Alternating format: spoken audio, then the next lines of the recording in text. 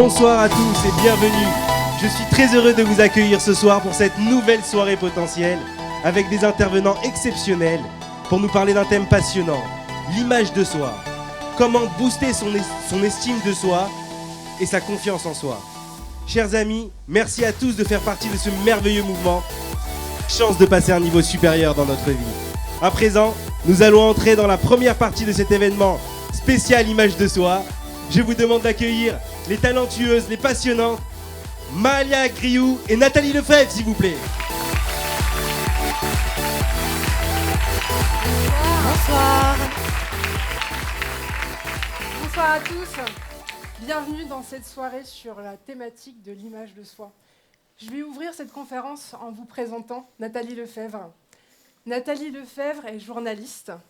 Elle est auteure d'un ouvrage qui s'appelle « C'est décidé, je m'épouse ». Elle est également animatrice radio, créatrice et directrice de la radio Radio Médecine 12 présente sur le web et sur l'application. Elle est également conférencière, comme vous pouvez le voir ce soir, et elle est coach spécialisée dans l'amour de soi. Nathalie Lefebvre, c'est aussi mon amie, et c'est une femme que j'aime énormément. C'est une femme authentique, insolente, c'est quelqu'un de franc et de sincère, qui sait dire quand quelque chose lui plaît ou quand quelque chose ne lui plaît pas. C'est quelqu'un qui est capable d'exprimer son affection, d'exprimer son amour. C'est quelqu'un qui a confiance en elle. C'est quelqu'un qui est courageux. C'est une femme qui a le courage d'affronter ses peurs et d'assumer sa vulnérabilité. Nathalie. Merci. Alors j'ai le cœur qui bat très vite, pas forcément d'être devant vous ce soir, mais d'entendre les mots de mon ami. En fait, on avait envie d'introduire comme ça, on vous expliquera dans quelques instants pourquoi, mais je tiens juste à dire que là, voilà, ça a créé un effet très particulier et beaucoup d'émotions d'entendre tes mots. Merci pour ça. Avec plaisir. Je vous présente la très très grande Mahalia Griou. Alors elle est coach en développement personnel et professionnel. Elle a eu une longue carrière qui n'a pas toujours été le coaching, mais je crois où elle a eu un petit peu ce point commun de donner du cadre en fait. Je sais que tu as travaillé dans l'environnement pénitentiaire. Et donc, si je dois parler aussi de l'amie que j'ai eu la chance de rencontrer, je dois dire que justement, c'est une femme qui m'a inspirée à poser encore davantage de cadre dans mon existence, à savoir vraiment respecter quand c'était OK pour moi et quand ça ne l'était pas. Je crois que parfois, j'avais une difficulté à trouver mes limites et à force de côtoyer cette femme, eh bien, je sais chaque jour un petit peu plus, je le pense, poser mes limites et m'écouter et me respecter. C'est le respect de soi, on en parlera tout au long de cette soirée, mais c'est quelque chose de très important et fondamental. C'est une femme que je trouve belle à tous les niveaux, merveilleuse. On partage ce sens du beau. Je crois qu'on a envie d'aller justement vers du beau, de la poésie, de réenchanter le monde. Voilà, on partage notre envie d'émerveillement. C'est une femme que je trouve assez magique. Et j'adore qu'on partage bien toutes nos idées, nos projets. Et d'ailleurs, c'est né un petit peu d'une histoire magique. On peut peut-être vous la raconter avant de rentrer dans le vif du sujet. En fait, Mahalia m'a dit « Écoute Nathalie, j'aimerais qu'on monte quelque chose sur scène ensemble. » On a eu l'occasion, à la sortie de mon livre, j'avais loué le Café de la Danse. Et donc, on avait eu l'occasion de monter sur scène pour parler d'amour de soi. Et ça a été un très beau souvenir. Et donc, elle me dit, un jour, je ne sais plus, un mardi après-midi, elle me dit « Ce serait bien qu'on refasse quelque chose sur scène ensemble. » Et donc, ce qui se passe, c'est que David Lefrançois, dès le lendemain, en fait, nous propose justement d'intervenir ensemble à l'occasion de cette soirée autour de Potentiel Magazine sur l'image de soi. Donc finalement, vous voyez, quand on pose des intentions, elles peuvent très rapidement se réaliser. Donc faites attention aux intentions que vous posez. Et je suis ravie d'être vraiment à tes côtés ce soir. Merci d'être cette amie si brillante et merveilleuse. Merci. Merci pour tes mots. Alors, on savait qu'en débutant la conférence comme ça, on savait que ça allait nous déconcentrer et nous mettre un peu dans l'émotion. Mais bon, voilà, c'est aussi, ça fait partie du jeu. On va vous parler ce soir de l'image de soi. C'est une thématique qui est assez importante en développement personnel. L'image de soi, c'est quoi en fait? C'est la manière dont vous vous percevez. Évidemment, la manière dont vous percevez vous en tant qu'individu, quand vous regardez dans le miroir, quand vous vous regardez par rapport à ce que vous avez pu faire dans votre vie, les expériences que vous avez traversées, mais ça vient aussi du regard des autres. Et si vous voulez, cette image-là, composée de tous ces éléments, elle va vous donner comme ça quelque chose de plus ou moins agréable, de plus ou moins intéressant. Et en fait, c'est la première chose que j'avais envie de vous dire, c'est que tous ces éléments, ce que vous croyez sur vous, ce que les gens vous ont dit, vous ont renvoyé, ça va créer un système de croyances que vous avez à propos de vous-même. Est-ce que la notion de croyance, il y en a là parmi vous, en développement personnel, vous voyez un petit peu près ce que ça veut dire? Ouais, genre, je vois qui aussi la dernière impression. Ah oui, ok.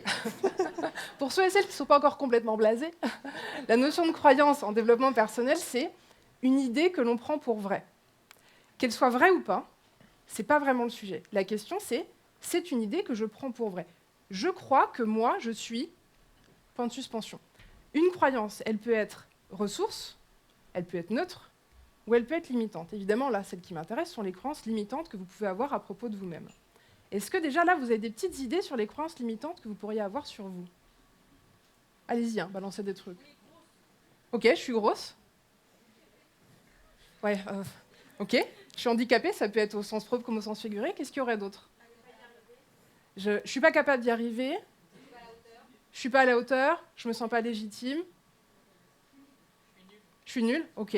Ça, est-ce que vous avez une idée de l'impact que ça peut avoir sur votre quotidien, sur ce que vous allez mettre en place ou pas?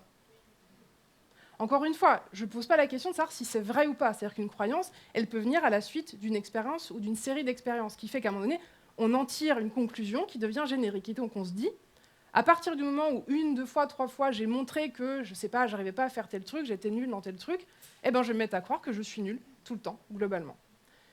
Qu'est-ce qu'on fait avec ça? Évidemment, l'idée, c'est d'essayer de s'en débarrasser ou à tout le monde les laisser de côté. Là, ce soir, je vais vous proposer un exercice hyper simple. Évidemment, pas de bras, pas de chocolat, comme on dit souvent, c'est-à-dire que là, ce soir, on va vous donner plein d'éléments. L'idéal, ce serait que vous puissiez prendre le temps, évidemment, de revoir cette conférence en replay, de mettre des pauses, de faire les exercices concrètement, si vous voulez vraiment que ça avance. On est bien d'accord. Donc, sur les croyances, quand vous vous rendez compte que vous avez, à propos de vous-même, des croyances limitantes, vous les notez sur une feuille, vous les barrez, vous notez obsolète et vous brûlez la feuille. Faites attention, évidemment, faites ça de manière sécure, vous êtes responsable de votre environnement. Pourquoi est-ce que je vous propose cet exercice bizarre là, qui consiste à écrire des trucs et à brûler des feuilles? Alors, ceux qui suivent mon travail sont vraiment habitués à utiliser briquet et feuilles souvent. C'est un acte en fait symbolique. C'est un acte qu'on peut appeler psychomagique, c'est-à-dire que vous allez demander directement à votre inconscient de vous débarrasser d'une idée qui traîne et qui va en plus donner tout un tas de ramifications. Ça, c'était le premier exemple que je voulais vous donner sur les croyances. Le deuxième aspect par rapport aux croyances que vous pouvez avoir sur vous, c'est quand vous avez quelqu'un à l'extérieur de vous, que ce soit quelqu'un de proche ou pas du tout, qui vous dit quelque chose de vous, qui ne vous convient pas, qui ne vous plaît pas. C'est à vous d'apprendre à dire « quand tu dis ça de moi, pour moi, c'est pas OK ». Je prends un exemple par rapport à ce que quelqu'un a dit là tout à l'heure. J'ai déjà entendu des gens qui, dans leur famille, ont des sales surnoms. Ça vous dit quelque chose, ça? Par exemple, la grosse. On va prendre un truc bien glauque. On va prendre une jeune adolescente qui a un léger surpoids ou pas, en fait, qui est peut-être juste normale, et il y a quelqu'un qui se met à l'appeler la grosse, et puis c'est un truc qui reste, en fait. Vous avez une petite idée de ce que ça va donner quand la personne elle va grandir? C'est quelqu'un qui va se voir comme gros, on est bien d'accord. Ça, je vous prends un exemple exprès caricatural, mais ça veut bien dire ce que ça veut dire. C'est-à-dire quand les gens vont vous dire des choses de vous et vous n'êtes pas d'accord, ou alors ça ne vous plaît pas, ou alors ça ne vous soutient pas, ça ne vous inspire pas, c'est à vous de poser vos limites et de dire, en fait, quand tu dis ça de moi, c'est pas OK, ça ne m'intéresse pas, j'ai pas envie de l'entendre. Est-ce que vous comprenez pourquoi je vous propose ça? Ça vous paraît clair comme idée? Ouais, ça vous paraît faisable? C'est un peu plus compliqué. OK, pour la suite, Nathalie. Alors moi, j'avais envie de vous proposer un petit exercice, alors une petite méditation. Je vais prendre mon siège.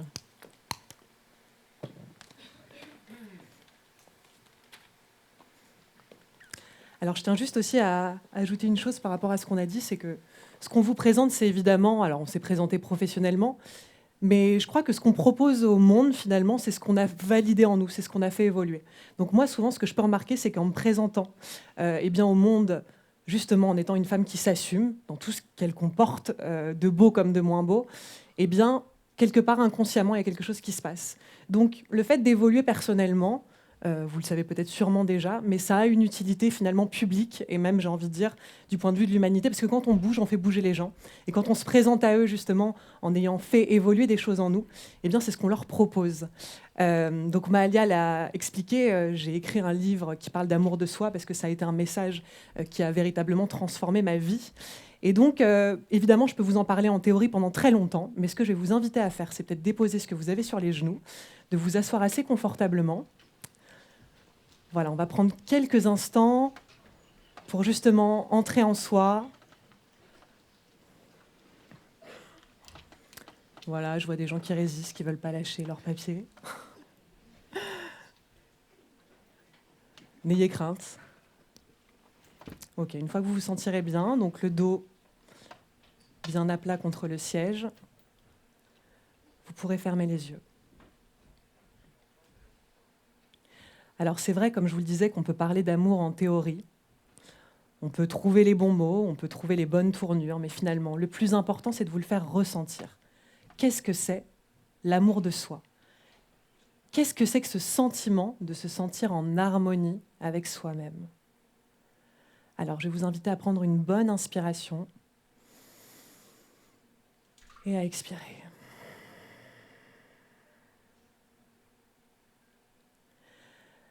Alors, je vais vous faire repenser à un souvenir d'amour.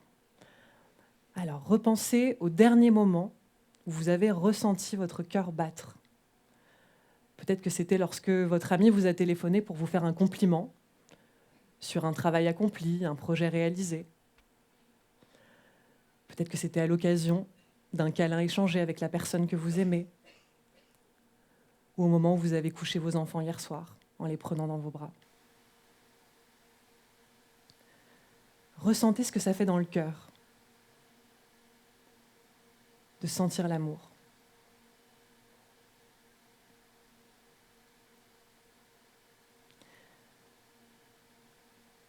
Alors, on le disait il y a quelques instants, il y a parfois des parties de nous qu'on ne regarde pas telles qu'elles sont réellement. Parce que finalement, qu'est-ce que la réalité, si ce n'est la propre réalité qu'on se fait des choses? Alors, je vais vous inviter à penser à une partie de vous avec laquelle vous avez du mal à vous sentir en affinité. Respirez bien si ça vous semble difficile. Ça peut être un aspect physique de vous-même, une partie de votre personnalité, ce qu'on pourrait, entre guillemets, appeler un défaut. Voilà, une partie dont vous ne pensez qu'elle n'est pas digne d'amour.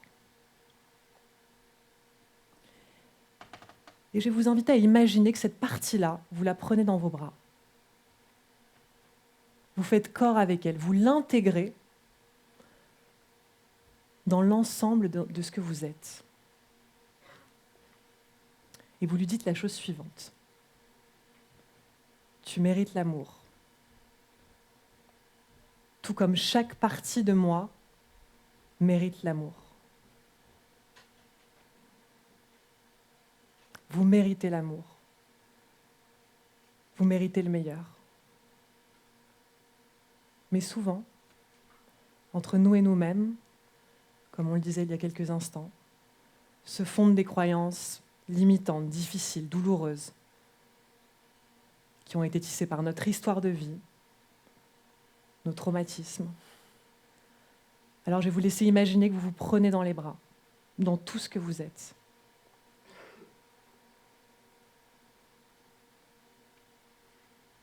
Alors à l'occasion de cette soirée où justement on va peut-être saupoudrer un petit peu de magie, je voudrais que vous pensiez à un projet qui est important pour vous. Un projet de couple, d'une rencontre amoureuse, pourquoi pas, un projet professionnel, un rêve à réaliser. Pensez à quelque chose qui vous tient à cœur, où vous vous sentiez encore retenu de pouvoir le mettre en œuvre.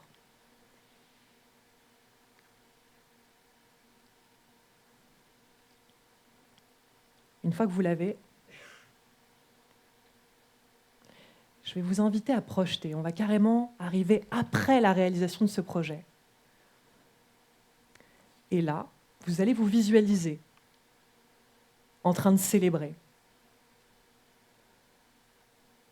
Alors moi, souvent, quand je célèbre, je bois du champagne. Donc vous pouvez imaginer que vous buvez du champagne. Vous voyez festoyer, heureux, avec ce sentiment de vous être accompli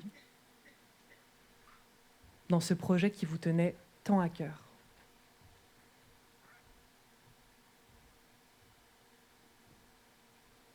une fois que vous ressentez la joie, peut-être le pétillement à l'intérieur de vous, toutes les sensations que ça peut vous apporter, je vais vous inviter à garder ça dans une partie de vous-même. Et à réaliser que finalement, l'image de soi, mais l'image du monde qu'on se crée au quotidien, ça part avant tout d'une imagination plus ou moins positive, plus ou moins débordante, plus ou moins autorisée à s'exprimer. Gardez ça dans un coin de votre cœur, comme une graine qu'on planterait, dont on voudrait qu'elle prenne le temps de se déployer, de pousser.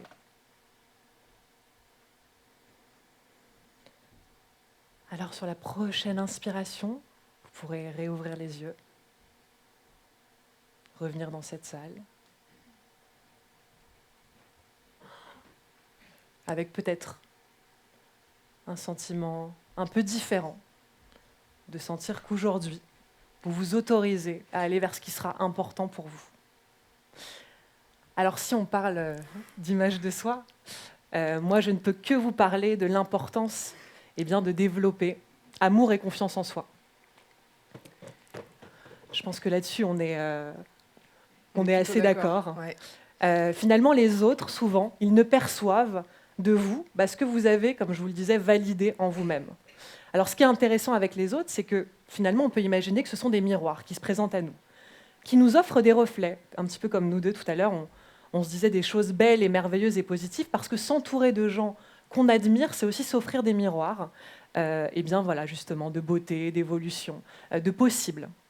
Donc il faut comprendre quelque chose que j'ai beaucoup remarqué, c'est que finalement, tant qu'il y a des parties de vous dont vous doutez, les autres vont sans cesse être un alibi pour vous faire réaliser le fait que vous ayez confiance ou pas dans cette partie-là de vous. Je vais vous donner un exemple concret. J'ai un ami qui rêve de devenir hypnothérapeute. Il a presque tout mis en place, et puis on en parle un soir, et il me dit, écoute, à part mon sentiment d'insécurité financière, je crois que je suis prêt à me lancer. Je suis dans une bonne énergie, je sens que j'ai confiance, je vais y aller. Et puis, le soir, il va à une conférence justement sur l'hypnose médicale, et puis il rencontre un monsieur à qui il parle de ce projet. Et tout de suite, cette personne lui dit, mais tu as mis de l'argent de côté? Est-ce que tu as vraiment réfléchi financièrement? Est-ce que tu penses que c'est viable? Est-ce que tu penses que c'est possible? Et donc, j'ai cet ami qui était tout d'un coup sorti de chez moi, hyper heureux, avec le sentiment de confiance qu'il allait justement pouvoir mettre en œuvre ce projet. Tout d'un coup, une personne est venue appuyer. Mais elle n'a pas appuyé ici par hasard. Moi, je crois que simplement, il y avait un espace en lui qui se questionnait encore de la possibilité justement de réaliser ce projet.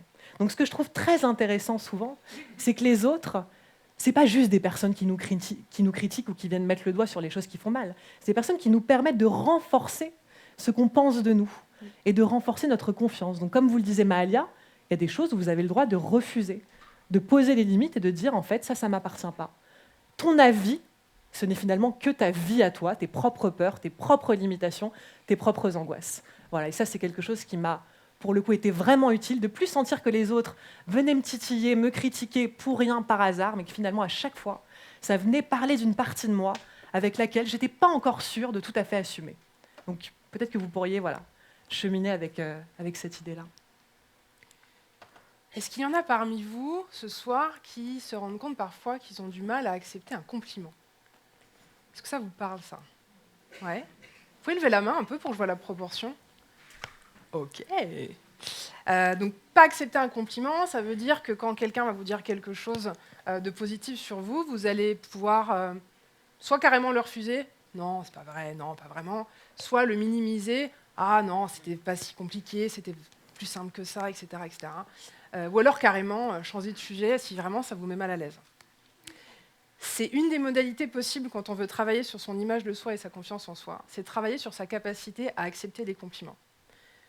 De la même manière que quelqu'un peut venir, sans forcément faire exprès, appuyer sur un espace qui en vous n'est pas encore complètement sécure, avec l'exemple que Nathalie vous a donné, parfois les gens, ça va être l'inverse, ils vont voir en vous quelque chose que vous n'êtes pas encore dans la capacité de voir ou d'assumer, mais qui est bel et bien là, et que vous allez rayonner, parfois même malgré vous. Je vous propose un petit exercice ce soir. Je vais vous inviter à vous lever, pour ceux qui veulent. Je sais, c'est un peu compliqué, il y a des manteaux, les trucs, vous faites au mieux.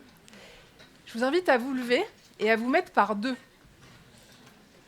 Dans la mesure du possible, bien sûr. Ah, c'est toujours le bordel quand on fait des trucs comme ça. J'assume. Je vais vous demander le silence pour que cet exercice ne prenne pas les 3/4 de la conf. Choisissez quelqu'un. Si vous avez personne, prenez la personne la plus proche de vous. Je vous invite à vous mettre face à face.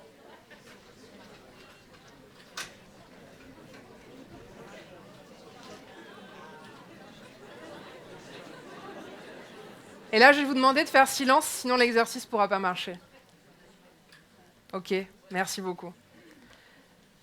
L'exercice est le suivant. Vous allez regarder la personne dans les yeux et vous allez lui faire un compliment.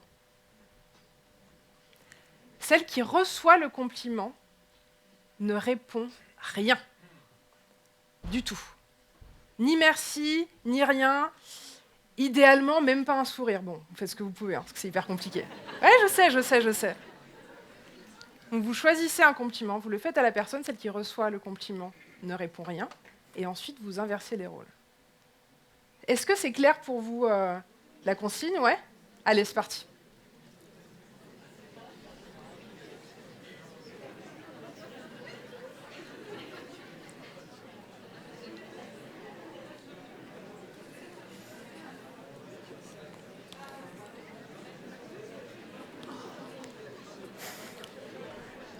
Ça triche à mort. Je vous vois.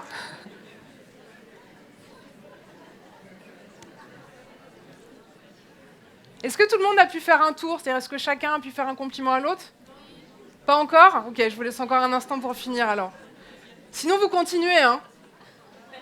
Mais toujours pareil, hein. La personne qui reçoit, pas de merci, rien. Hein. Vous accueillez le compliment en entier.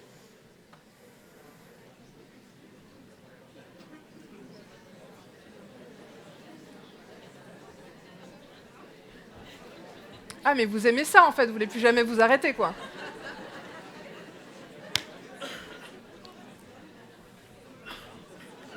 Ok, je vous invite à reprendre vos places. Merci beaucoup.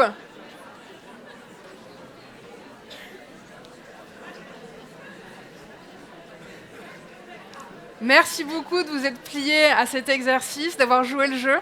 Vraiment. Alors, j'aimerais bien, là, que vous puissiez vous voir, en fait, parce que vous avez tous et toutes des mines réjouies. Tout le monde a un sourire comme ça, quoi. Qu'est-ce que cet exercice vient vous montrer? Donc là, effectivement, je vous ai proposé un exercice en forçant le trait, c'est-à-dire en vous demandant de ne rien répondre, ce qui vous enlève en fait la possibilité d'essayer d'esquiver le compliment, d'essayer de vous sortir du truc et de le minimiser. Quand vous n'avez rien à répondre, ben, vous êtes obligé de l'accueillir en fait, même si ce n'est pas confortable. Et donc je vous invite à garder ça en tête dans votre quotidien. Et à chaque fois que quelqu'un vous fait un compliment, franchement, la seule chose à faire, c'est sourire et dire merci. Si vous vous surprenez en train de minimiser ou de rusher le compliment, c'est OK. Vous pouvez très bien commencer en disant « Ah ouais, non, mais... » Et puis vous reprendre en disant « Merci ». À chaque fois que vous serez en capacité comme ça d'accueillir un compliment, ça va remplir en fait votre jauge de confiance en vous, d'estime de vous, etc. Est-ce que c'est OK pour vous, cette idée-là? Ouais, super. Autre proposition, toujours sur la thématique des compliments ou du feedback positif. Alors, vous pouvez rééteindre la salle, hein. Merci la régie, parce que sinon je vous vois trop, c'est un peu flippant. Autre thématique sur la question des compliments et du feedback positif, c'est la manière dont vous vous parlez à vous-même, en fait. On passe pas mal de temps dans la journée. Bon, déjà, on s'insulte un peu. On se traite d'idiot, ah, j'ai encore oublié tel truc, je suis con, machin. Ok, c'est pas génial, mais est-ce qu'on passe le même temps à se faire des compliments, à se dire des choses agréables et positives sur nous-mêmes? C'est pas trop dans nos habitudes. Encore un exercice concret. Pendant, je sais pas, une semaine ou 2 semaines, en tout cas de manière vraiment régulière, je vous propose de prendre quelques instants tous les jours. Si vous voulez, vous pouvez le faire en vous regardant dans un miroir ou vous pouvez l'écrire, mais dites-vous à vous-même ou notez 3 choses que vous avez faites ou dites ou été en termes de comportement ce jour-là et qui vous ont plu. Clairement, ça va recharger votre estime de vous et ça va vous permettre aussi de vous rendre compte que ce n'est pas forcément un truc qu'on fait les uns avec les autres. On est assez prompt, en général, à formuler des critiques, à dire ce qu'on n'a pas aimé à propos de quelque chose. La conférence l'autre soir, il faisait froid, machin. Ok. Là, je vous invite vraiment à changer le filtre pessimiste en optimiste et à prendre le temps de faire des feedbacks positifs aussi aux autres personnes que vous allez voir dans votre journée. C'est des trucs tout simples. Ça peut être un collègue de travail à qui vous allez dire « Écoute, à chaque fois que j'ai une réunion prévue avec toi, en fait, je me sens rassurée parce que je sais que ça va être hyper bien organisé. » Et l'autre, il va vous dire « Ah, super, merci. » quoi. Le feedback positif, c'est absolument vital, que ce soit entre vous et vous-même ou de vous aux autres. Gardez ça en tête, vraiment, ça changera votre quotidien. Là, Nathalie va nous parler de sa grande spécialité, l'amour de soi appliqué. Merci pour l'intro. Je t'en prie. Juste Avec avant, plaisir. ça m'a inspiré. Qui a une vision déformée de lui-même? Levez la main. Ce qu'on peut appeler genre dysmorphophobie. Ok. J'écoutais Mahalia, ça m'a inspiré de vous dire ça. J'ai eu la chance d'avoir 18 femmes en stage récemment et j'avais une jeune femme au premier rang. Le premier jour, tout le monde se présente. Et elle me dit, en fait, qu'elle a l'impression qu'elle perd des touffes de cheveux. Alors moi, je regarde ses cheveux, je vois qu'elle les a. Je lui dis, mais est-ce que c'est pas juste une perception erronée? Et elle me dit, si, c'est une maladie, en fait, ça s'appelle la dysmorphophobie, je ne me vois pas telle que je suis. Ce que je peux remarquer, c'est qu'on peut avoir ça. Alors, je vais parler des femmes parce que je suis une femme, c'est pas pour exclure les hommes, je pense que les hommes peuvent avoir exactement le même comportement, mais vis-à-vis de notre corps.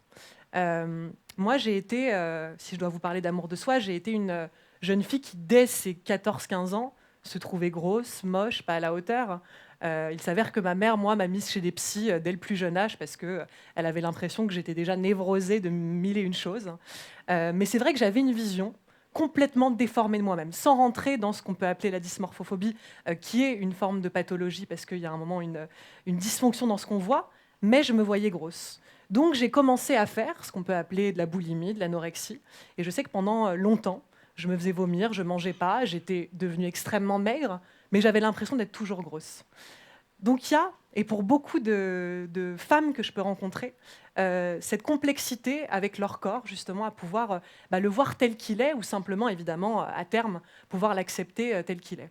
L'idée de l'amour de soi, moi je crois que ça commence par une base de se dire, ok, je décide que la personne avec laquelle je vais passer le plus de temps jusqu'à la fin de mes jours, je vais faire de cette personne un ou une alliée. En fait, moi, ça a été un petit peu le concept de ce que j'ai écrit. C'est pas juste que je voulais m'offrir des diamants pour me les passer au doigt, mais que j'avais envie de sceller de manière symbolique l'idée qu'en fait, il y aurait une femme avec laquelle je me réveillerais chaque matin de mon existence, avec laquelle je m'endormirais, avec laquelle je vivrais des peurs comme des victoires, des difficultés comme des réussites. Voilà, c'est moi-même. Et donc, cette révélation, finalement, elle paraît simple, c'est quand même assez logique qu'on réalise qu'on va vivre à ses côtés jusqu'à la fin des temps. Mais chez moi, ça a été une prise de conscience de me dire, si je ne fais pas de cette team entre moi et moi-même, une team positive, finalement, à qui je pourrais demander de remplir ce rôle, d'avoir la responsabilité de me rendre heureuse. Alors évidemment, l'amour de soi, il a un petit peu l'idée de créer déjà à l'intérieur de soi un univers, comme une peinture, une œuvre. Vous êtes votre propre œuvre. Et donc l'idée, c'est de pouvoir créer et tisser avec vos propres fils d'or, avec vos propres envies, avec ce qui vous ressemble de manière singulière. Voilà, l'œuvre de qui vous êtes. Et donc je crois que notamment dans la relation avec les autres, et peut-être même dans le couple, eh bien, tant qu'on n'a pas investiguer, enquêter sur qui l'on est, quelle personne vit à l'intérieur de nous, quelles sont ses forces, quels sont ses talents, quels sont ses atouts, ou au contraire, quelles sont les parties plus fragiles, eh bien, on arrive face aux autres, tel un vide existentiel. Je ne sais pas si ça vous parle. On se présente en attendant que l'autre vienne remplir quelque chose qu'en fait, on a en nous-mêmes la responsabilité de remplir. Donc, évidemment, aujourd'hui, on n'aura pas forcément le temps de détailler plus longuement comment on peut mettre en œuvre des choses autour de l'amour de soi. Mais ce que je vais déjà vous faire, c'est, comme le disait Mahalia, vous dépeindre un petit peu les étapes. Moi, quand tout le monde s'est mis d'accord pour me dire « il faut que tu apprennes à t'aimer, il faut que tu apprennes à t'aimer », ok, mais c'est quoi s'aimer en fait? Donc, je me suis demandé comment moi, j'avais tendance à aimer les autres. Comment j'avais tendance à vouloir, quand je rencontrais un homme qui me plaisait, rentrer en lien avec lui, en relation, apprendre à le connaître, passer du temps à ses côtés, des partages d'intimité. Comment je pouvais déjà mettre ça en place avec moi? Donc mon livre, il invente rien de fou, c'est juste qu'il propose une méthode qui sont les mêmes étapes qu'une rencontre amoureuse avec un autre, mais extrapolée à soi. Donc ça passe autant par les rendez-vous galants que l'on vit au début d'une histoire. On va boire des verres, on passe des heures à discuter, on prend le temps, jusqu'aux scènes de ménage avec soi-même, voilà, en passant par, évidemment, l'alliance qu'on va tisser avec soi, pour le meilleur et pour le pire. J'ai repris ça parce que je trouvais que c'était très intéressant. C'est pas non plus se dire « je m'aime, je me choisis et ça y est, ma vie, ça va être une piste de décollage à tous les instants ». La vie n'est pas un long fleuve tranquille, ce n'est pas un espace linéaire, mais le fait est que tisser à l'intérieur de vous un refuge, un espace qui est votre solitude, un endroit dans lequel vous pourrez vous ressourcer. Parce que être tout le temps au contact des autres, c'est finalement se perdre aussi. Je pense qu'on a besoin d'une alternance de retour à soi pour ensuite aller vers les autres. Comme on a besoin d'apprendre à recevoir justement pour encore mieux donner. Donc c'est l'idée de pouvoir créer à l'intérieur de vous un espace dans lequel vous prendrez plaisir à revenir. Et puis quand vous rencontrerez des choses plus difficiles à vivre à l'extérieur, vous aurez un allié, ce sera vous-même. Et pour moi, d'apprendre à m'aimer, ce n'est pas se baser sur un aspect superficiel. Je pense qu'on est tous d'accord pour dire qu'on peut tomber amoureux de quelqu'un parce qu'on le trouve beau, mais ça ne va pas durer longtemps si ce n'est que ça. On ne tombe pas amoureux, l'amour ne se fonde pas sur le physique. Alors dites-moi pourquoi toute notre vie durant, on se gâche la vie sur des complexes physiques. Moi, ça me semble assez fou. Quand j'ai réalisé ça, je me suis dit, mais en fait, même les hommes dont je suis tombée amoureuse, au final, c'est absolument pas l'aspect physique. Peut-être qu'au début, c'est ce qui crée l'attraction. Mais derrière, c'est d'apprendre à les connaître, c'est de les voir justement à des moments soulever des montagnes, à des moments savoir être très vulnérables. C'est bien d'autres facettes d'eux qui m'ont fait tomber amoureuse de ces êtres-là. Donc, sur l'image de soi, souvent, qu'est-ce qu'on imagine quand on parle de ce sujet-là ? C'est qu'on va parler notamment peut-être de la vision physique. Et ça revient à ce que je vous disais sur la dysmorphophobie. C'est-à-dire que je peux comprendre que parfois on ait besoin d'être accompagné un petit peu plus en profondeur parce qu'il y a quelque chose qui est difficile à dénouer seul. Mais pour la majorité d'entre nous, c'est déjà ne plus se regarder de manière superficielle. Vous n'êtes pas une vitrine. Il y a des choses en vous que vous avez besoin d'aller regarder, sur lesquelles vous avez besoin justement d'investiguer, d'enquêter pour aller regarder les trésors que vous possédez en vous. Et c'est là-dessus que se fonde pour moi l'amour de moi, un amour profond, un amour durable, justement parce qu'en effet, on n'aura pas toute notre vie 20 ans. Et donc, notamment, on peut imaginer aujourd'hui à cette époque qu'on dit une femme, quand elle a dépassé un certain âge, elle serait... je ne sais pas, alors je ne sais même pas dire les mots que certains emploient, mais moi j'ai une maman qui a 70 ans que je trouve sublimissime. Donc ça me donne même une vision différente de ce qu'est la beauté. Et finalement, c'est pas pour faire une phrase bateau, la beauté vient de l'intérieur certes, mais en fait, plus vous vous aimez, plus vous vous assumez, et plus vous allez être beau. Et d'ailleurs, réfléchissez aux gens que vous trouvez beaux autour de vous. Je ne crois pas que ce soit des gens qui physiquement soient parfaits.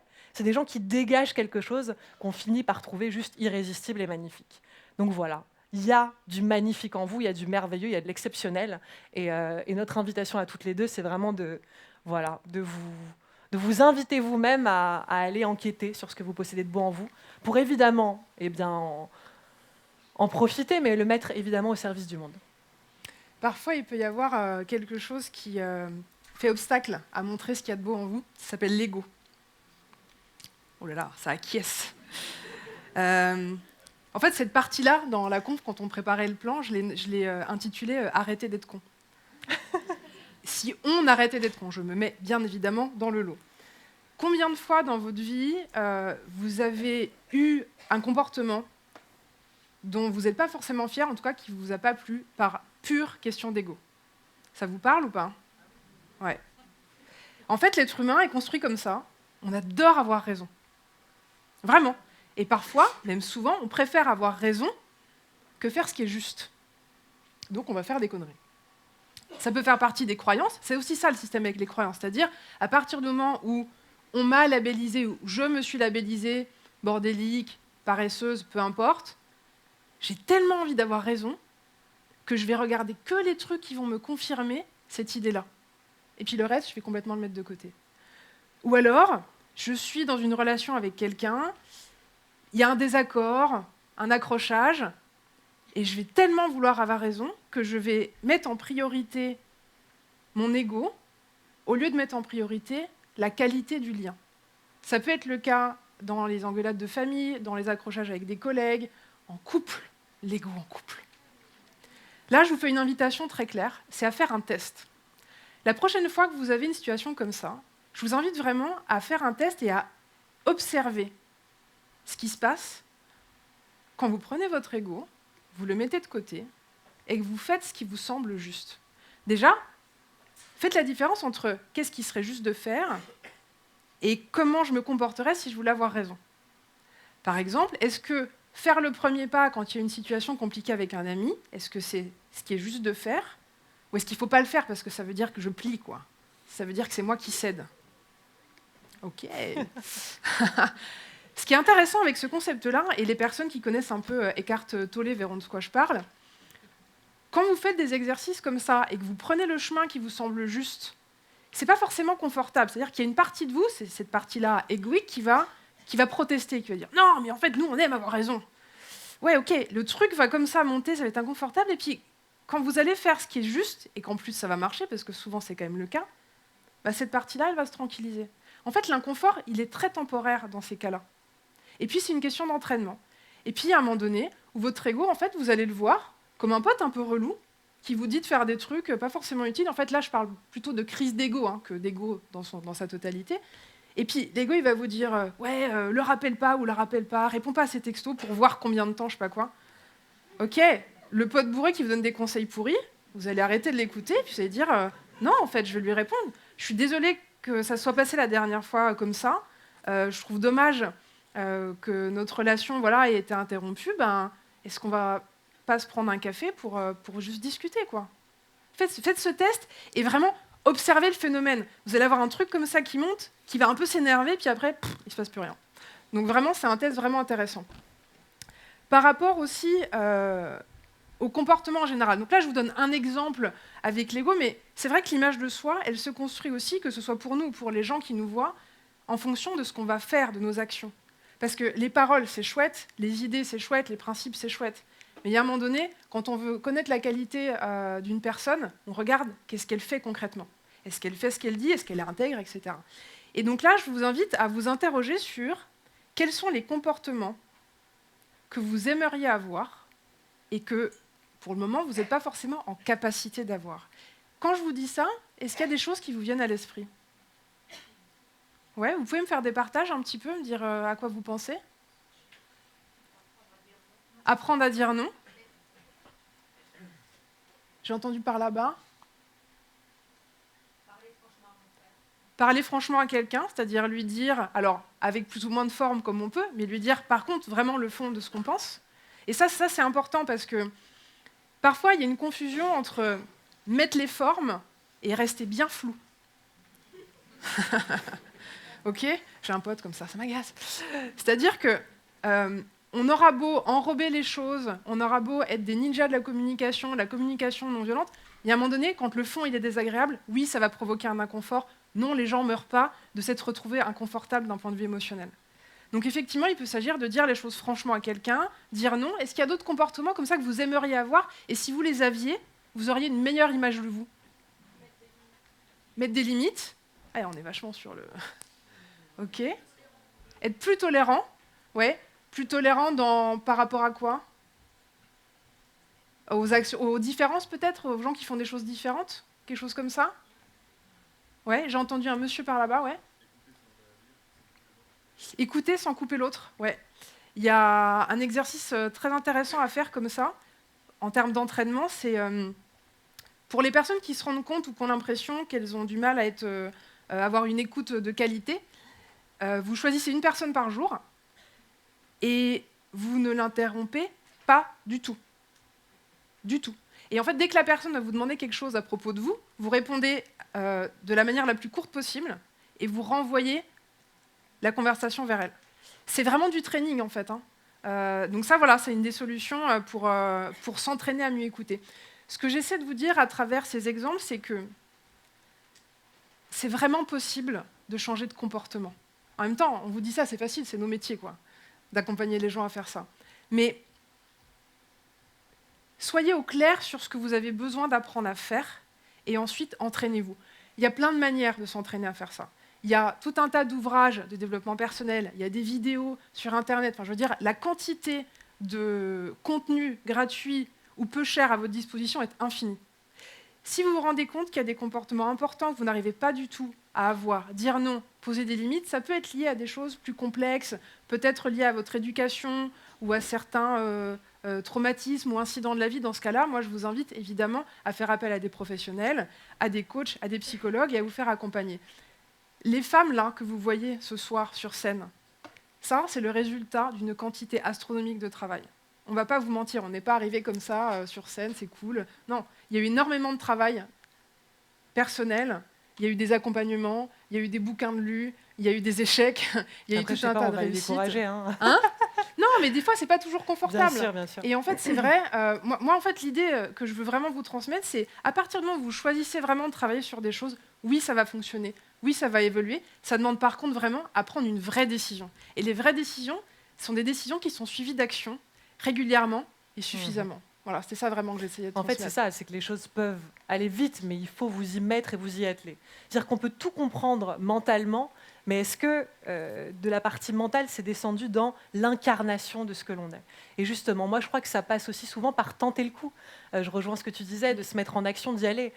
Moi, la première fois que je suis montée sur scène, j'étais apeurée, je transpirais, j'étais pas bien, et c'est forcément assez inconfortable au départ de tenter des choses, même quand on a vraiment des désirs profonds. Vous nous voyez aujourd'hui sur scène, on aime ça, mais au début, ça a été quand même de dépasser certaines peurs, certaines limites, la manière dont on a été élevé aussi, où il ne faut pas trop faire de bruit. Enfin, moi, je ne vous dis pas d'avoir écrit un livre qui s'appelle « C'est décidé, je m'épouse », ça a choqué ma famille. Donc parfois aussi, désobéir, faire preuve de rébellion. Je crois qu'on partage un peu ce truc, c'est-à-dire... c'est faire le tri en fait avec toutes les lois, entre les lois extérieures et les vôtres, celles de vos parents évidemment, de venir casser aussi justement ces loyautés, parce que parfois on est encore dans des schémas de loyauté, c'est ce que propose finalement la psychanalyse, c'est de vous aider à comprendre quel schéma de loyauté vous êtes en train de rejouer, peut-être qui se joue depuis je ne sais pas combien de générations, et donc vous aider à mettre du sens. Après, le sens ne suffit pas toujours, je te rejoins amplement, il faut mettre en œuvre les choses et du changement. Alors voilà, on vous dit beaucoup dans le coaching, sortez de votre zone de confort. Moi, je pense que c'est important que vous en ayez une aussi. Un espace aussi à l'intérieur de vous, vos habitudes à vous, des choses qui vous font du bien. Et en effet, à des moments, de sentir que là, vous avez le cœur qui bat pour quelque chose. Et puis juste derrière, ah ouais, mais j'ai peur, je suis pas capable, justement, d'être attentif à ce que vous vous racontez et d'essayer de le transformer et de vous dire, en fait, finalement, allez, je vais tenter le coup. Ok, j'ai peur, ok, je tremble, mais je vais me donner les moyens. Et c'est ça qui est vraiment, je crois, la rampe d'accès au changement et à la vie que vous méritez, c'est-à-dire sur mesure pour vous. Moi, ma vie rêvée est différente de celle de Mahalia, évidemment différente de vous, mais je dis souvent une vie haute couture, juste pour nous, qui sera tissée en fonction de ce qu'on sera. Et nous, on peut juste vous témoigner que, en effet, les fruits après qu'on récolte, ils sont tellement nombreux, ils sont tellement savoureux, mais simplement de sentir qu'on est à l'aise et en accord avec la personne que l'on est, et que tous les jours on se réveille, et que en fait la vie qu'on mène, c'est celle qu'on a toujours voulu mener, et qu'on est devenues les femmes qu'on avait toujours voulu être, ça n'a pas de prix. Donc si aujourd'hui on peut, à notre échelle, se déplacer là où on le fait, vous donner envie aussi d'emprunter ce chemin, il n'est pas forcément long, mais il demande en effet d'y aller et de vous donner les moyens. On voulait aussi vous parler de la notion d'entourage, c'est-à-dire à quel point il peut être important de savoir qui vous allez choisir de fréquenter en fait dans votre vie au quotidien. Alors, il y a des gens qu'on choisit qu'à moitié, peut-être sur le lieu de travail ou les gens qu'on nous a donnés, c'est-à-dire la famille. Mais en fait, chaque personne que vous allez fréquenter régulièrement, c'est vous qui allez choisir si vous la voyez ou pas. Est-ce que tu peux expliquer ton point de vue, toi? Tu as un point de vue que j'adore sur l'entourage. Ah oui, lequel? Ah bon, lequel? Merde. Merde. En fait, moi, c'est comme les relations amoureuses. J'ai l'impression qu'en fait, au fur et à mesure de nos évolutions, on rencontre sur la sphère affective, amoureuse, mais affective c'est global, c'est même nos amis, on commence à rencontrer des gens différents. Je ne sais pas si ça vous a déjà fait ça, justement en empruntant un chemin d'évolution, on tombait peut-être que sur des schémas amoureux pourris, puis une fois qu'on a changé des choses à l'intérieur de soi, hop, on monte un autre step, et puis step by step, on commence à évoluer. Moi, quelque part, j'ai avant tout une fidélité à moi-même. C'est-à-dire que je ne veux pas entretenir des loyautés, par exemple, avec des amis que j'ai pu avoir il y a 15 ans, qui ne sont plus en accord aujourd'hui avec qui je suis. Je choisis mon temps parce qu'il est précieux, et je choisis de le remplir avec des gens qui m'apportent des choses. Donc ça paraît un petit peu utilitariste, genre j'utilise mes amis, mais moi je le vois d'une manière assez positive. C'est-à-dire que je crois qu'on s'utilise quelque part, alors vous pouvez changer le mot si vous ne convient pas, mais on s'utilise quelque part les uns les autres. Et moi, d'être entourée de gens qui m'inspirent, comme je vous le disais tout à l'heure, ça fait que, forcément, je suis fière de mes amis, je suis fière des gens qui m'entourent, et moi, ça me grandit, d'être entourée de gens que j'appelle dans plein de moments et qui peuvent tout d'un coup m'apporter, alors soit un câlin, une écoute, un conseil. En tout cas, je crois que la confiance que j'ai développé en mes amis, parce que c'est se demander qu'est-ce qui fait qu'on a confiance en nos amis, c'est qu'on sait qu'on peut compter sur eux. Ce sera toujours des piliers dans nos existences. Et voilà, et de les avoir à mes côtés, ça fait que je réalise aussi d'autant plus à quel point je suis une femme qui en vaut le coup, parce que quand je les regarde, je me dis waouh, on s'est sûrement pas choisi par hasard. En tout cas, prenez peut-être quelques instants parfois pour vous interroger dans certaines relations sur des choses assez simples. Est-ce que fréquenter cette personne, voir cette personne, ça me fait du bien ? Est-ce que cette personne est un soutien ? Est-ce qu'elle me traite avec respect, avec douceur ? Est-ce que ses propos sont plutôt positifs à mon égard ou pas ? Et puis libre à vous ensuite, soit d'avoir des discussions avec certaines personnes en disant voilà, c'est vrai qu'à chaque fois que je te parle d'un nouveau projet, ton premier réflexe, c'est plutôt de le descendre et en fait, c'est pas du tout soutenant. Et l'autre peut parfaitement comprendre parce que souvent, quand les gens vont avoir des propos parfois négatifs, ça peut être parce qu'ils ont envie de vous protéger, parce qu'ils ont peur pour vous, parce qu'ils s'inquiètent, ou alors c'est le reflet de leur propre peur. Mais c'est intéressant, je trouve, de temps en temps, de se dire, OK, cette relation, qu'est-ce qu'elle m'apporte ? De se poser la question et puis peut-être de prendre certaines actions, certaines décisions en fonction, à tout le monde, d'être conscient de votre entourage global et de ce que cet entourage vous renvoie de vous-même. Alors, on va clôturer là avec Nathalie. Comme ça nous laissera un petit peu de temps pour quelques questions. Vous pouvez retrouver Nathalie Lefebvre sur son site internet, c'est Décidé, je m'épouse. Vous avez donc ses offres de coaching. La grille des programmes de Radio Médecine Nous, sur laquelle j'ai la joie d'intervenir de temps en temps sur les libres antennes avec des coachings en direct. Vous pouvez la retrouver également sur les réseaux sociaux, Facebook et Instagram. Et vous retrouvez l'exceptionnelle Mahalia Griot sur son site internet qui est www.mahaliagriot.com. Là, on sent l'animatrice radio. Ouais, c'est clair, tu reprends ton rôle de...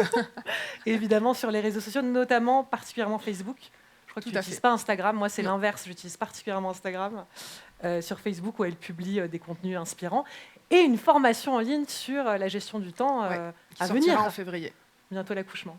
Merci pour votre attention. Merci à vous. Votre participation.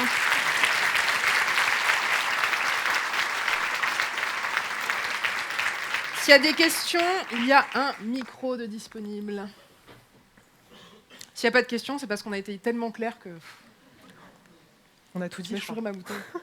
Ouais, on boit la même en fait. Oula. Merde, on m'avait prévenu de ça en plus. Mais... J'ai vu un bras se lever par là. Ouais.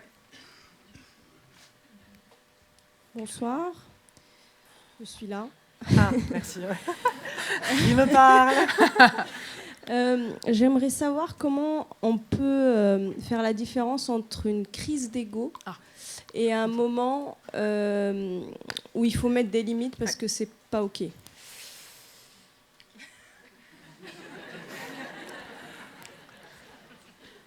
Ah là là, j'aimerais tellement te répondre pendant 2 heures. Alors, la crise d'ego, ça s'apparente à la peur de se sentir trop petit ou trop petite.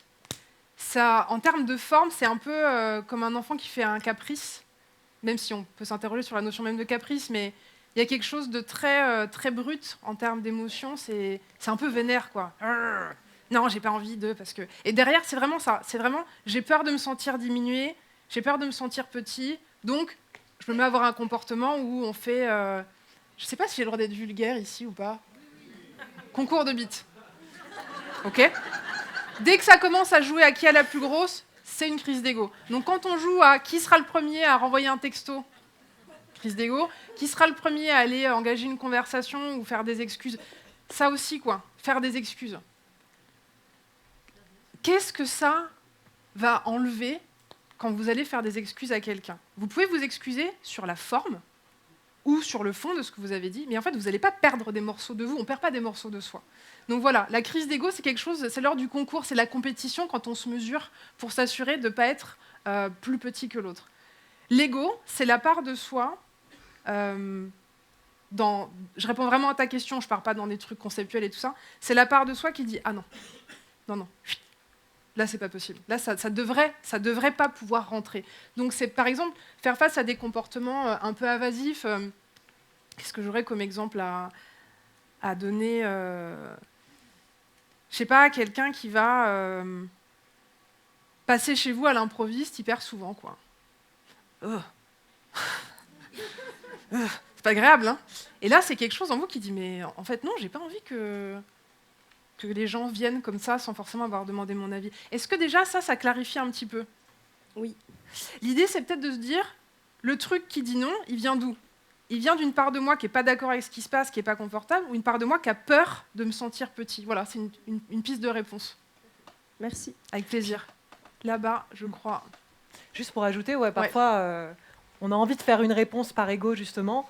Attendez le lendemain matin et vous verrez, en général, l'apprentissage a repris le dessus carrément. et on s'est distingué. Excellent conseil. Voilà. Merci. Il y a des réactions d'ego qui sont, évidemment, d'avoir raison, Ouais. comme tu disais, beaucoup plus que la fermer pour une fois. Ouais, c'est ça. Bonsoir. Bonsoir. Déjà, pour réagir, franchement, moi, je m'étais posé la même question il y a quelques temps. Et bon, Tu as si une ça meilleure peut réponse que aider, moi. non, Vas-y, pas du non, tout. Je déconne. Mais si ça peut C'est aider, possible. non, je dirais complémentaire. C'est que entre l'arrogance et la confiance, je pense que c'est là où il y a toute la différence entre surplus d'ego et ego bien placé entre guillemets. Ouais. Enfin après, c'est juste ce que je Super. m'étais dit pour faire la différence, quoi. Après, par exemple, une personne qui a confiance en elle, excuse-moi, je me la ramène et je vais dire l'inverse. En général, une personne qui a confiance en elle, elle n'a pas besoin d'être moi, je, de prendre toute la place, la parole. En fait, en général, dans la vie, quand vous discutez avec des gens qui ont toujours besoin d'être en avant, qui ont besoin de vous raconter votre vie sur un dialogue d'une heure, en fait, ils vont parler 55 minutes. Voilà, souvent, ça, pour moi, c'est déjà un petit peu plus de l'ego, presque un manque de confiance que la confiance elle-même. Et la confiance, c'est presque des gens, ils n'ont rien à prouver, en fait. Ouais. Donc, voilà, j'aurais Ok. rajouté ça. Merci. D'autres questions? Pardon, excusez-moi. En fait, Ah, tu juste, avais une question. c'était une réaction, mais j'avais une question. C'est Avec plaisir. vous avez parlé de la loyauté et des principes, mais est-ce que par moment, quand même, vous ne trouvez pas que c'est bien d'avoir entre guillemets une forme d'engagement?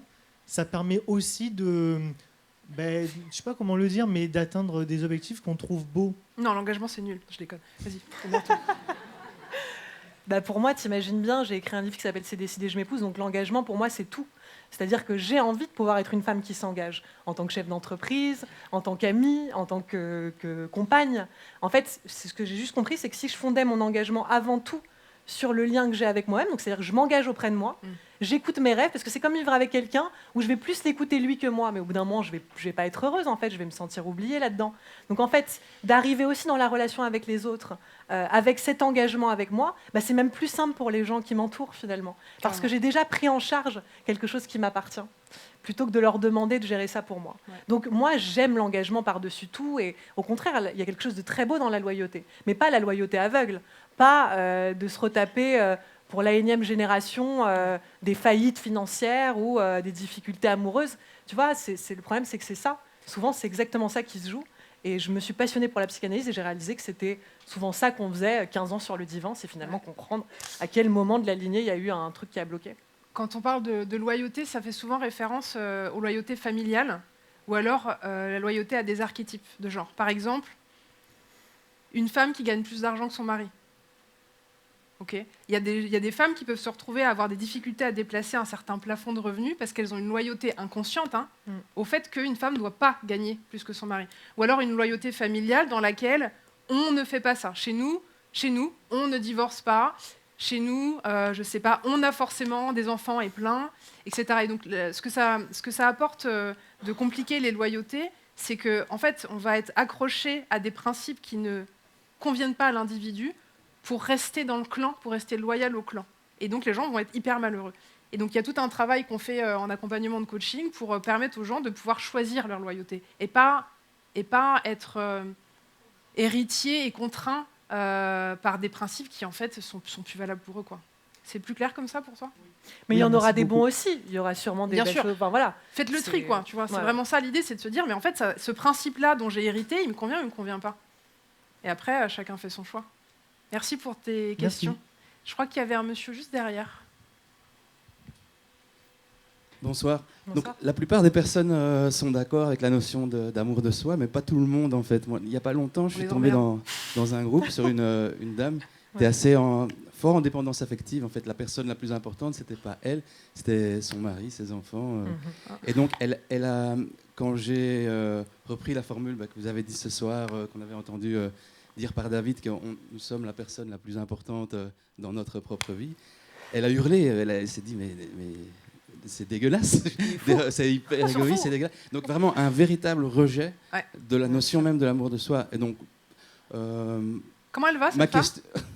Mais ça a bien évolué le groupe. Donc, Non, mais...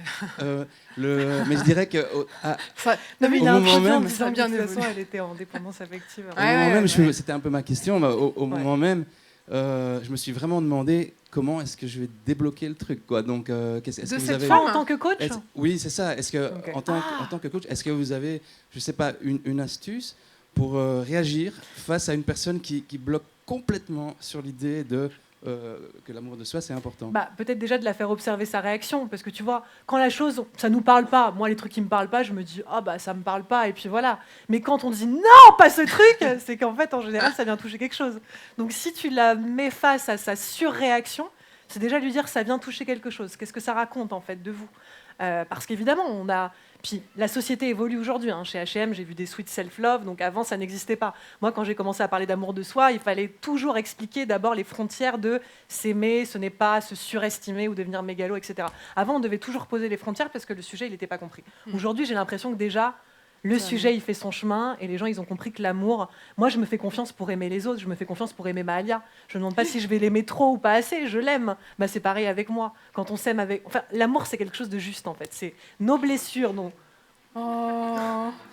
Je pas entendu. Il a dit moi aussi je l'aime. Oh. Donc moi, je te conseillerais ça. Je te conseillerais de la mettre face à ça, à sa surréaction. Et qu'est-ce que ça raconte? À quoi ça la ramène? Ce qui est génial, c'est que tu auras deux options. Les deux fonctionnent potentiellement. Moi, je partirais du principe de lâcher complètement cette thématique et d'oublier les mots. Parce qu'en fait, c'est le principe qui lui arrache la tronche. Elle doit avoir une loyauté, pour le coup, de la femme sacrificielle, martyre. Tu sais. Exactement, c'est ce que j'ai fait dans ce cas-là. Mais... Ces femmes qui disent... souvent, c'est des femmes, vraiment. J'ai tout donné. J'ai tout donné. Déjà, les gens, ils n'ont rien demandé, en fait. Tu as tout donné, mais personne ne t'a demandé de tout donner. On va juste mettre ça. J'ai tout donné à mes enfants. Mais c'est vrai, hein.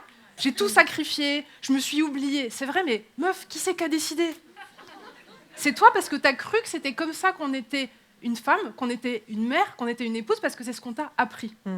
Et donc, en fait, si tu veux, tu peux aussi choisir de complètement contourner le machin en passant par des biais complètement différents. Tu lâches cette thématique-là et tu l'amènes avec le meilleur outil du coach qui est là. Rien à voir. David, il y a du taf. Qui est la question. Super, parce qu'il y en a là que je vous reconnais en plus. Et en la questionnant, l'idée c'est que tu l'amènes à se rendre compte à quel point elle s'est foutue dans la merde toute seule. Et tu n'auras même pas besoin de passer par l'histoire de l'amour de soi ou machin, parce qu'elle va se rendre compte que si elle ne prend pas en charge ses besoins, elle va dans le mur, dépendance affective, dépression, j'en sais rien, moi, problème de santé, tout ce que tu veux, parce qu'elle est déjà en train de s'y mettre. Donc voilà, tu as deux options. Tu bourrines ou tu... Non, puis tu as raison, c'est vrai que parce que si le terme déjà de confiance en soi ou de... change la d'estime, sémantique. enfin voilà, Tu ça peut gruges. être une autre terminologie. Moi, je regardais une vidéo hier où il y avait une accompagnante de couple qui disait que la majorité des couples qui viennent la voir qui n'ont plus de désir sexuel, justement, en fait, elle ne les fait pas travailler. Ouais, je change de sujet. Ouais, je mais te sûre que t'allais- on va quand même parler un peu dessus. Hein. Allez, parlons sexe. C'est que... Yay. Elle disait que justement, il faut tout sauf chercher à recréer du désir. Parce que ce qui les fait flipper, c'est que tout d'un coup, le désir, il s'est échappé. Donc, où est le désir? Où est le désir? Ouais. Donc, elle leur disait, en fait, ce que vous allez faire, c'est que vous allez plus penser au désir. Vous allez penser peut-être à un rendez-vous où vous allez vous retrouver, vous allez dire ce soir-là, on va faire l'amour, etc. Mais les personnes disent, ouais, mais il faut attendre que le désir revienne pour ça. Mais non.